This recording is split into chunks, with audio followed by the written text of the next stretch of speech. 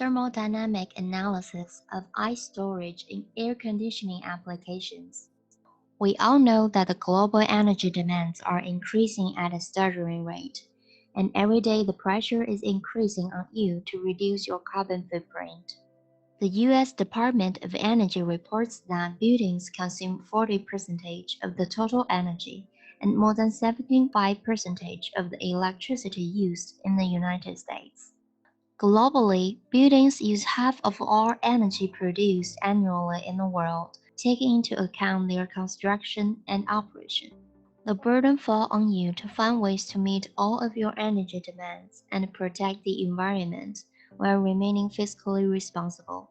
Challenge is almost impossible to meet because of uncertain conventional energy supplies, energy costs, and unreliable renewable power sources. Is there a solution? Is there a way that makes economic sense and still protect the environment? Yes, there is. Thermal storage, a proven system technology that stores frozen thermal energy and provides this energy for later use. Isothermal storage uses electric power at night during off-peak hours to create ice when electrical energy is both plentiful and less expensive. During peak daytime hours, when electric energy demand is high, often limited and more expensive, the stored ice is melted to supplement the cooling system. Energy efficiency is defined as the ratio of the desired to the required energy. This ratio is calculated for the charging, storage, and discharging cycle individually. The desired energy during charging is equal to the total energy moved from the cooled source to the ambient environment, and the required energy to do so is equal to the input work of the compressor. During the storage process, the only interaction between system and surrounding is heat leaked from the ambient. During the discharging process, the only loss is the heat leakage through the walls. Finally, the overall energy efficiency can be derived by multiplying the efficiency of each individual process. The exergy efficiency is defined as the ratio of the desired exergy output to the required exergy input. The charging process starts from discharging temperature to melting temperature, and solidification continues from the melting temperature to the solidification temperature.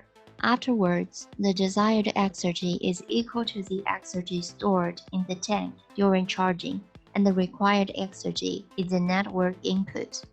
The desired exergy for the storage process is equal to the desired exergy of charging minus the exergy destroyed during storage.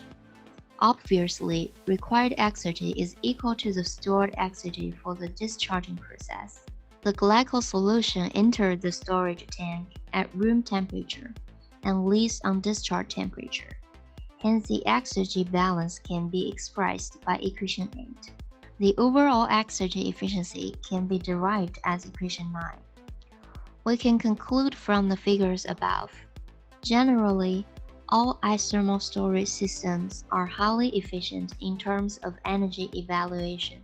The minimum of energy efficiency is 93%.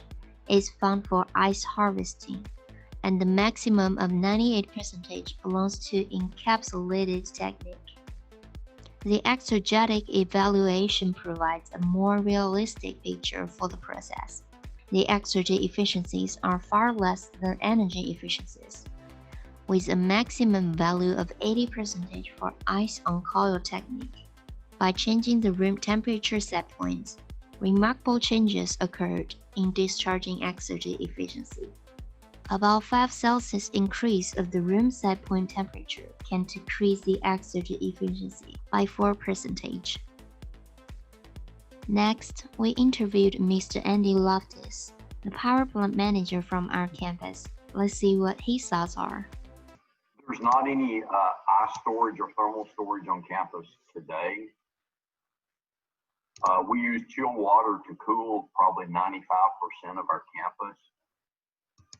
So the great thing about ice storage or thermal storage would be that we could reduce our demand and not produce electricity during the peak times of the day.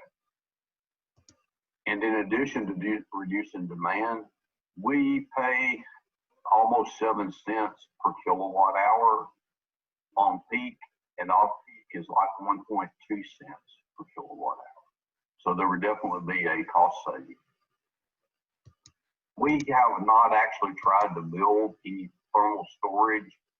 One of the things that we have at our chiller plant, our chillers have a capacity of 4,600 tons of cooling. Our chillers are configured to make chilled water, currently 42-degree chilled water. So we would look at chilled water for thermal storage rather than ice. Because the problem is it would not be reasonable to change our chillers to make ice. If we were purchasing a new chiller, we could purchase a chiller that would make ice and maybe do that. The disadvantage with using water is that we do not get a phase. And Dr. Languri had mentioned possibly using some type of a phase change media, which means something that would have a freezing temperature in that 36, 37 degree range. And then when we take the energy out of that, the phase change is really where you get a lot more thermal transfer. I always feel like that's something that we do need to investigate. In my opinion, I think it's borderline, but it just takes a detailed energy study to see, what does it cost to implement that and how much energy savings do you get? And, if it has a reasonable payback, then we would be interested in doing that. Obviously, if it has a, 10, 15, 20-year payback, that's not something that would be